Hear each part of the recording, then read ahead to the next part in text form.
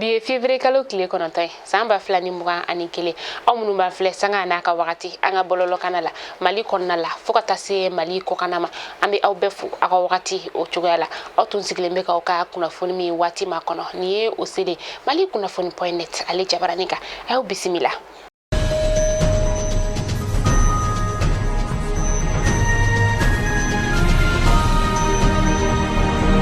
Karido février kalo kile 7 samba flani mugan ani kele na ye kaya 19 wagati dire sugu tasuma de dona alela tasuma dona la wagati minasa aduguladenw u kɛra sababu ye ni ka fara ɲɔgɔn kan walasa ka tasuma ni ka dan sigi alela cogoya mina nga mama bɔnɛ anina ma fana te ni ma min fana o jogina nga u ka nakɔla fɛn minnu bɛ so minnu kɔnɔ sa o kɔni so bɛɛ jenina o de kɛra a tiɲɛni ma yɔrɔ fanba yɛrɛ ye.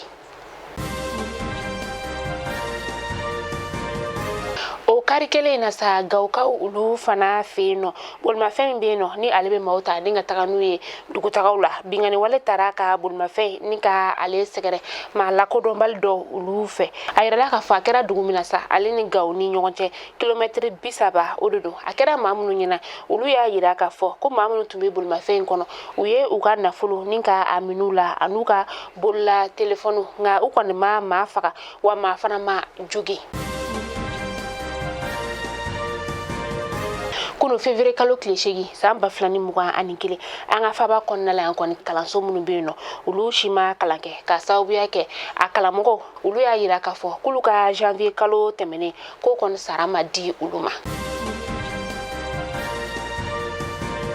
Kunu février kalo kile 8 na tuguni sa bingani wale tara ni ka kɔlɔnjɛbakaw ka polisiso min no o ye commissariat ye ka o sɛgɛrɛ a kɛra sɔgɔmana nɛgɛ kaɲa 2 o wagati la sa a yirala ka fɔ kɔlɔnjɛba ale bɛ Sikaso o mara la lakana tigilamaw olu ka fɔ la sa ko binganikɛla ninnu nana wagati min na u kɔni sera ka fɛn kelen min mɛn u da o de ye Ala wele kan ye yanni u ka mugujugu ni ka o cili daminɛ Ala wele kan yɛrɛ sa u bɛ ka fɔ ko Alahu akubar de u y'u ka tiɲɛni kɛ wagati min na sa a yirala ka fɔ ko ni maa ninnu k'u nana bolimafɛn sen 2 o de la an ka ba polisilakaw maa minnu bɛ yen nɔ sa ni olu bɛ si a yɔrɔ la a su kelen na sa o maaw kɔni maa dɔw jogina u la nka maa kɔni ma bɔnɛ a ni na u ka bololaminɛn caman o fana tiɲɛna. An bɛ se ka fɔ ko san 2021 kalantaw olu kɔni daminɛna gɛlɛyaba la an ka jamana o kɔnɔna la nka a baaraw olu sigira sen kan a ye mɔgɔ olu fana ye u ka baaraw ni ka a daminɛ u y'a yira ka fɔ ko u bɛ fɛ ka u ka ɲɛmasigi ni ka o kɛ a ɲɛmasigi min ni a baara daminɛna kunu an ka jamana o kɔnɔna la sa a ye mɔgɔ olu kelen don ka lakɔliso ni ka olu kɔni bɛɛ datugu an ka jamana fan 14 bɛɛ kɔnɔna la lɛrɛ 72 kɔnɔna la.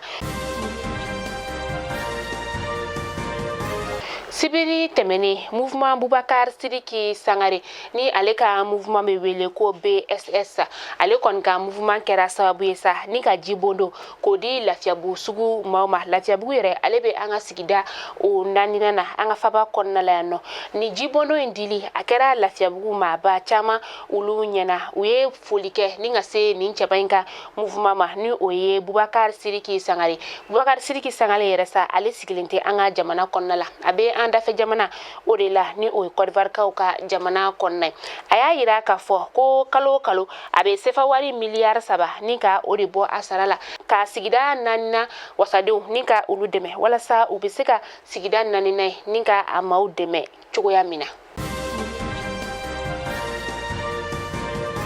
An bɛ taa kɔkan kibaru la an bɛ taga laginɛkaw olu ka jamana o kɔnɔna la sa u ka kiiri tigilamaw u ye san 5 kaso ni ka o di u ka fanga sinamatɔn cɛ dɔ ma n'o ye Mamadi Konde ye ni bɛɛ b'ale wele ko alias Madik Sans Frontières a kɔni bɛna san 5 kaso kɛ datuguli a bɛna tila tuguni ni ka laginɛ wari $100,000 ka o sara o $100,000 bɛ bɛn euro wari 9,000 o de ma cɛba in minɛna u ka kalafili dugusajɛ ni o bɛna octobre kalo tile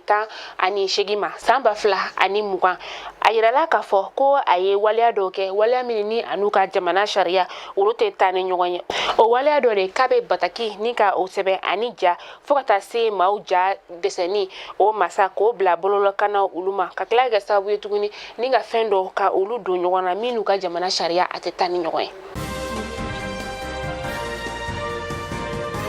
faransikaw fe no kunu février kalo tile 8 san 2021 nuna datugula min ni ale be dilan bolo sa o tina yamaruya u ka jamana kɔnɔ bilen fɛn min yamaruyalen sa o de ye nuna datugula min ni ale be fura be ale la ni ale ye a kun fɔlɔfɔlɔ yɛrɛ sa o de bena wajibiya u ka jamana kɔnɔna la walasa coronavirus nata kura min n'a bena bɔ langilaw ka jamana o kɔnɔna la sa u kana se ka dankari u ka jamana la o de la u ye nuna datugula min ni ale be dilan bolo la o tena yamaruya bilen u ka jamana o kɔnɔna la. Mali kunnafoni jabarani na jabaw ni kunnafoni de tumi an bolokɔrɔ bi ni k'a da aw tulo kan aw ni ce aw ka lajɛli ko ɲuman na halisa a y'aw timinandiya an ka video ale emeli la aw ka taa abonné an ka page Facebook ani an ka page YouTube kan o la na an ka video minnu ni an ka information minnu bɛ yen nɔ a bɛ na aw kun directement hali bi a y'aw timinandiya aw an ka video aw ka aimer aw ka tila ka a partager aw k'an bɛn diɲɛ waati wɛrɛ.